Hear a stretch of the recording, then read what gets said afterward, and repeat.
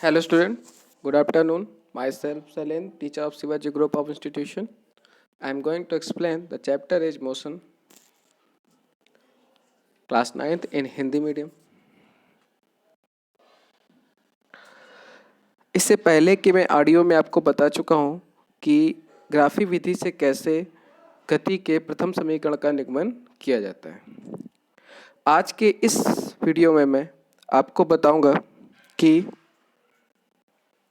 कैसे गति के द्वितीय समीकरण का निगमन करते हैं। तो आप देख सकते हैं स्क्रीन पे आपको दिख रहा है गति का द्वितीय समीकरण S बराबर U T plus half A T square, जहाँ पर S दूरी है, U प्रारंभिक वेग है, T समय है, A त्वरण है और T समय है। S हमारा विस्थापन है। हमें ग्राफी विधि से व्युत्पत्ति करना है गति के द्वितीय समीकरण का। हमें आपको लिखा हुआ है ऊपर दिए गए ग्राफ के अनुसार, ऊपर दिए गए क्योंकि हमने इक्वेशन कौन सी सॉल्व कर रहे हैं, सेकंड। जो पार्ट थर्ड वीडियो था उसमें हमने इक्वेशन फर्स्ट की थी और उसमें जो भी हमारा ग्राफ था उसी ग्राफ का हम यहाँ पर यूज करेंगे, इसीलिए यहाँ पर लिखा हुआ है ऊपर दिए गए ग्राफ से, क्योंकि सेकंड है फर्स्ट पॉइंट पे जो था। तो कुल विस्थापन निकालना है, तो कुल विस्थापन जो ग्राफ में एरिया बनता है उसे हमें निकालना है। तो ODC का क्षेत्रफल और ABD का क्षेत्रफल, तो हमने इनका क्षेत्रफल लिखा, ये आयत का क्षेत्रफल है तो क्या होगा लंबाई गुणे चौड़ाई OA प्लस का OA into AD plus half into AD into BD। तो आप इनकी वैल्यू रखेंगे, जैसा कि आप देख पा रहे हैं मैंने वैल्यू रखने के बाद दिखाया है इक्वेशन फर्स्ट, ये लिखी हुई है इक्वेशन हमारे पास v बराबर u प्लस AT, और इससे हम u को ट्रांसफर करेंगे v के साथ, तो हमारे पास क्या आएगा v minus u equal to कौन बचेगा AT। तो मीन्स हम v माइनस यू बराबर क्या लिख सकते हैं AT। तो हमने यहाँ पर देखिए क्या लिखा हुआ है v माइनस यू, तो इसकी जगह हमने क्या पुट कर दिया है AT, बस को सॉल्व कर दिया, हमारे पास क्या आ जाएगा S बराबर u into T plus half AT square. आपको ग्राफ मैं कई बार बता चुका हूँ, यहाँ पर हमें ग्राफ लेना है और ग्राफ में आपको पोजीशन A से B जब जाएंगे तो यहाँ से B जब जाएंगे तो यहाँ से एक ग्राफ बनेगा और वो ग्राफ किसका रूप लेगा हमारे A B C D और E का। यहाँ पे हमारे पास त्रिभुज भी बन रहा है और आयत भी बन रहा है। इन दोनों के हमें क्या लेने हैं क्षेत्रफल, और उन दोनों के क्षेत्रफल को लेकर के हमें जोड़ देना है और वैल्यू को पुट कर देना है। तो हमारे पास क्या आ जाएगा गति का द्वितीय समीकरण, जैसा कि आपको स्क्रीन पर दिख रहा है। ठीक है, वैसे भी मैं आपको ऑडियो के थ्रू इसको करा भी चुका हूँ, PDF भी दे चुका हूँ, बस इसका रिवीजन था, इसको एक बार देख सकते हैं और अच्छे से आप आज प्रैक्टिस भी करेंगे एक बार। क्लियर, चलते हैं नेक्स्ट टॉपिक पे।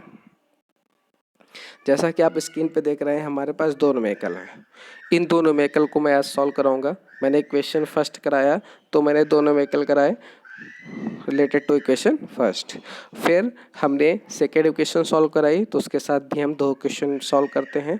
तो चलिए देखते हैं कौन कौन से इक्वेशन हमें सॉल्व करनी है, वो मैं आपको दिखाता हूँ। इक्वेशन कौन कौन से करनी है वो आपको इक्वेशन आपको स्क्रीन पर दिखाई दे रहा है, जैसा कि दे रहा है कि यदि एक कछुआ 100 मीटर की दूरी 15 मिनट में दूरी करता है तो इस कछुए की औसत चाल किलोमीटर पर हावर है।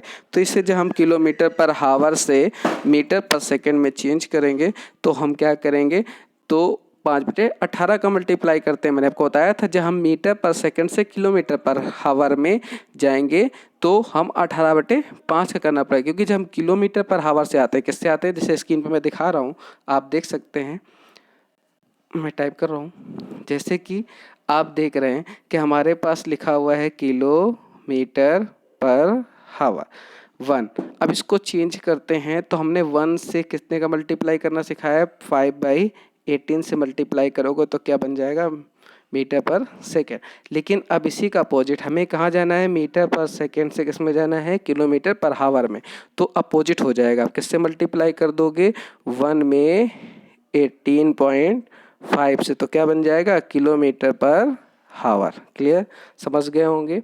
क्लियर, मैं आपको इसको एक बार फिर से बता देता हूँ कि जैसे सपोज दैट हमारे पास लिखा हुआ है किलोमीटर पर हावर, इसको चेंज करते हैं तो हम क्या करेंगे, 5/18। क्लियर, तो हमारे पास क्या हो जाएगा, मीटर पर सेकेंड। जब हम मीटर पर सेकेंड से किलोमीटर पर हावर में जाएंगे, जैसे हमारे पास दिया है 1 मीटर पर सेकेंड, तो इसको चेंज करोगे तो 1 में किससे मल्टीप्लाई कर देंगे, 18/5 का, तो क्या बन जाएगा, किलोमीटर पर हावर। आई होप कि आप समझ गए होंगे। चलते हैं क्वेश्चन पर। आपको दिया है, मैं स्क्रीन पे देखिए, मैं अंडरलाइनिंग करते जा रहा हूँ। यदि एक कछुआ 100 मीटर की दूरी 15 मिनट में तय करता है, कितनी दूरी दी है, 100 मीटर, टाइम कितना दिया है, 15। नोट कर लिया जाए, तो इसको हम नोट कर लेते हैं। हमें s बराबर दिया है 100 मीटर, फिर हमको दिया है टाइम, टाइम कितना दे रहा है हमको, 15 मिनट। हमसे क्या पूछ रहा है, इस कछुए की औसत चाल किलोमीटर पर हावर में क्या होगी। ठीक है, किलोमीटर पर हावर में क्या होगी, तो इसकी औसत 4 किलोमीटर पर हावर में क्या होगी निकालनी है, तो इसकी हमें चाल निकालनी है। क्या निकालनी है, चाल। तो हम जानते हैं चाल का फॉर्मूला क्या होगा, चाल का फॉर्मूला हम लेंगे v बराबर क्या होगा, कुल दूरी बटे कुल समय। तो हम कुल दूरी कितनी रख देंगे, कुल दूरी देखिए कितनी है हमारे पास, 100, तो हम कितना रख देंगे इसमें, 100 रख दिया, अपॉन हमारे पास टाइम कितना है, 15 मिनट, बट रॉन्ग है, हम 15 मिनट नहीं रख सकते, हम किस में रखेंगे, सेकेंड में। तो जब सेकेंड में रखोगे तो हमारे पास क्या आ जाएगा, मल्टीप्लाई करेंगे तो हम क्या करेंगे, 15 इंटू क्या करोगे, 60। तो जैसे 60 का मल्टीप्लाई करेंगे तो हमारे पास कितना आ जाएगा, 15 इंटू आप क्या करोगे, 60 का मल्टीप्लाई करोगे तो हमारे पास कितना आ जाएगा सेकेंड में, आपका आ जाएगा यहाँ लिख सकते हैं 15 इंटू 60। क्लियर, अब हम क्या करेंगे, इसको सॉल्व करना है, क्या करना है, सॉल्व। तो इसको सॉल्व करने के लिए आप इसको सॉल्व करेंगे, मैं आपको दिखाता हूँ। चलिए आपको टॉपिक पे, जैसे कि मैंने न्यू स्क्रीन ले ली है, इस पर पूरा दिखाता हूँ। आपको s बराबर कितना गिवन है, 100 मीटर। क्लियर, फिर आपको कितना दिया है टाइम, 15 मिनट। क्लियर, फिर ये 100 दिया है हमको, 100 मीटर, फिर हमको कितना दिया है, 15 मिनट। तो आपको आते हैं कि हमें यहाँ पर कितना दिया हुआ है, आपको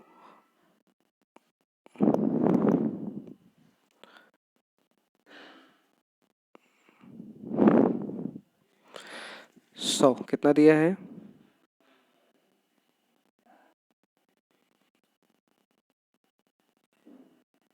दूरी हमको दी है 100 मीटर, t बराबर 15 मिनट।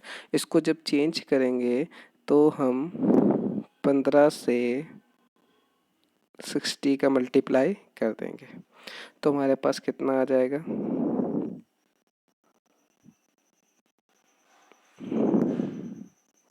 900 सेकेंड। कितने सेकेंड आ जाएंगे, 900 सेकेंड। क्लियर, अब देखिए टॉपिक पे आते हैं हम कि हमें करना क्या है। आपके पास हो गया 15 इंटू 60 तो 900 सेकेंड। अब इसको सॉल्व करते हैं, हमें औसत वेग निकालना है। तो औसत वेग बराबर v बराबर क्या हो जाएगा हमारे पास, v बराबर हो जाएगा s अपॉन टी। कितना हो जाएगा s अपॉन t। आप s की जगह क्या रखेंगे 100 अपॉन t की जगह क्या रखेंगे आप सीधे सीधे हम ये भी लिख सकते हैं 15 इंटू 60। ठीक है, अब इसको सॉल्व करेंगे तो हम इसको किलोमीटर पर हावर में आंसर देना है तो किससे मल्टीप्लाई कर दोगे 15/18/5 का, किसका कर देंगे 18/5 का, सॉरी। v बराबर हमें s कितना दिया है 100, t बराबर कितना हो गया हमारे पास 15 इंटू 60 इंटू हम क्या करेंगे 18/5 का मल्टीप्लाई कर देंगे। तो जैसे ही आप यहाँ सॉल्व करेंगे तो सॉल्व करते समय आप देख रहे हैं कि आप इससे 15 को डिवाइड करेंगे 5 से, कितने टाइम जाएगा 3 टाइम, और 100 को डिवाइड करेंगे कितना आ जाएगा 20। क्लियर। जब आप 3 से 18 को डिवाइड करेंगे कितना आ जाएगा 6, और 6 से 60 को डिवाइड करेंगे कितना आ जाएगा 10, और फिर 10 से हम 20 करेंगे कितने टाइम जाएगा 2 टाइम। तो हमारे पास v बराबर आ गया 2 बाई कौन बचा 5। अब इससे हम पॉइंट लगाएंगे और इससे डिवाइड करेंगे कितने टाइम जाएगा 4 टाइम। तो v बराबर हमारे पास आंसर आ गया 0.4 मीटर पर सेकेंड। क्लियर। तो आई होप आप समझ गए होंगे। क्लियर। तो जो हमें यहाँ टाइम दिया था कुछ भी नहीं था, v बराबर हमने क्या लिया दूरी बटे समय। दूरी हमारी क्या है s है, टाइम हमारा क्या है t है, पर टाइम जो है हमारा किस में था मिनट में, इसलिए इसे हमें किससे मल्टीप्लाई किया 15 इंटू 60। आप ये 15 इंटू 60 लेके चलें या 900 लेके चलें, आंसर आपका सेम आएगा as you wish. Clear. Calculation simple हो गई। v बराबर आंसर कितना आ गया हमारे पास v बराबर 0.4 मीटर पर सेकेंड। v बराबर 0.4 मीटर पर सेकेंड। आई होप इसको प्रैक्टिस कर लीजिएगा आप। Clear. When will be next question?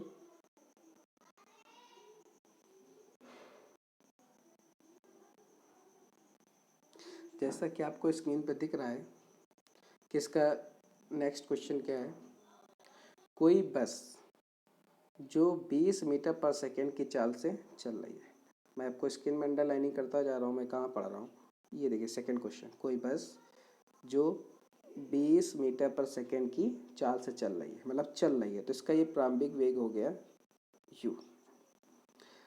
Break लगाए जाने के कारण इसका 25 मीटर पर सेकेंड स्क्वायर का मंदन उत्पन्न होता है। ये क्या हो गया हमारे पास त्वरण a, क्या दिया हुआ है ये a हो गया। क्लियर। ये बस कितने समय में विरामावस्था में आ जाएगी, कितने समय में, मतलब हमसे t इन्होंने पूछा है। विरामावस्था में आ रही है तो प्रारंभिक वेग ये था, लास्ट में विराम में हो रही तो अंतिम वेग क्या हो गया 0। ब्रेक लगने के बाद विराम अवस्था में हो रही तो मतलब कि पहले जो था और बाद में विराम में आ रही। विराम का मतलब ये नहीं होता है कि हमेशा आपको प्रारंभिक वेग लेना है, विराम का मतलब ये होता है कंडीशन पे कि ब्रेक लगाने के बाद आ रही है, मतलब बाद वाला जो वेग होगा वो हमारा अंतिम वेग होगा। विराम का मतलब क्या हो गया 0। ठीक है। और प्रारंभिक वेग हमारा कितना है देखिए क्वेश्चन पे दिखा हुआ है, मैं कर रहा हूँ इंडिकेट। ये हमको दिया है 20 मीटर पर सेकेंड, ये हमको दिया है त्वरण क्या हो गया, लेकिन यहाँ पे ध्यान दीजिएगा ये मंदन है तो हम त्वरण कैसा नोट करेंगे निगेटिव।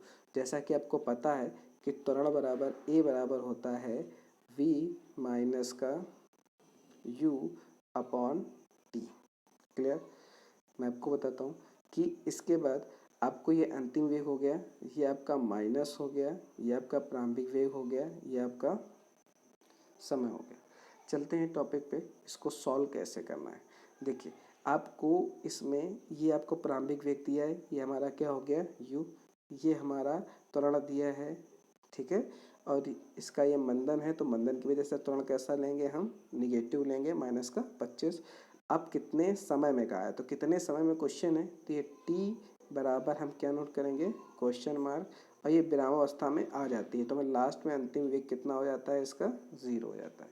तो बताइए हमको u कन्फर्म है, a कन्फर्म है, v कन्फर्म है और t कन्फर्म है। तो जाहिर सी बात है आप गति के प्रथम समीकरण का भी यूज कर सकते हैं, v बराबर u प्लस a t। यहाँ से भी v u और a की वैल्यू रखकर क्या निकाल सकते हैं आप, t। v रख दीजिए, u रख दीजिए, a रख दीजिए और t निकाल दीजिए।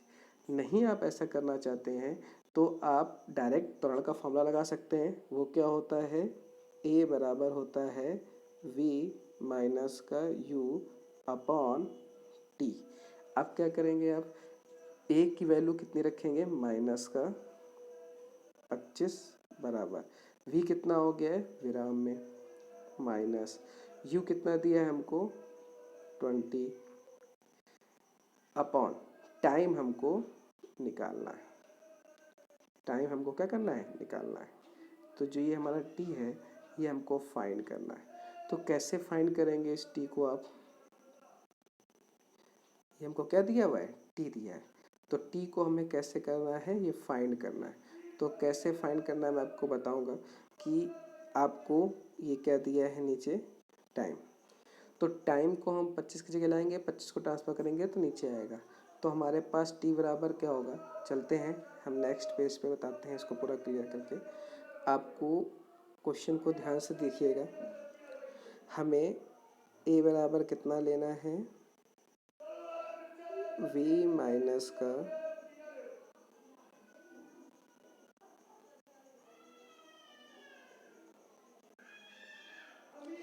क्या लेना है हमको, a बराबर v माइनस का u अपॉन t। यहाँ से हम t निकालना है, t का सीधा डायरेक्ट फॉर्मूला है, t को a की जगह लाएंगे, a कहाँ पहुँच जाएगा, t की जगह। तो सिंपल पड़ता है, t equal to v minus u upon क्या रहेगा, a। चलिए t बराबर v की वैल्यू कितनी है हमारे पास, 0 है, अंतिम वेग 0 था, नोट कराया था। माइनस का प्रारंभिक वेग कितना है हमारे पास 20, त्वरण हमारे पास कितना है माइनस का 25। तो इसको हम सॉल्व करते हैं तो t बराबर हमारे पास कितना आ जाएगा, ऊपर माइनस का 20, माइनस कितना आ गया 20 अपॉन फिर क्या आएगा माइनस का 25। तो माइनस का 25, देखिए माइनस से माइनस क्या हो रहा है, कैंसिल हो रहा है।